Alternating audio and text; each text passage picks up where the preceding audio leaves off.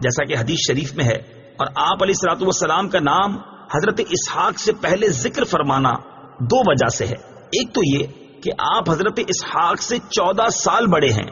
دوسرا اس لیے کہ آپ سید عالم صلی اللہ تعالی علیہ وآلہ وسلم کے آبا میں سے ہیں. تلك أمة قد خلت لها ما كسبت ولكم ما كسبتم ولا تسألون عما كانوا يعملون. ترجمہ: وہ ایک امت ہے جو گزر چکی ہے، ان کے اعمال ان کے لیے ہیں اور تمہارے اعمال تمہارے لیے ہیں، اور تم سے ان کے کاموں کے بارے میں نہیں پوچھا جائے گا. تلک امت، وہ ایک امت ہے.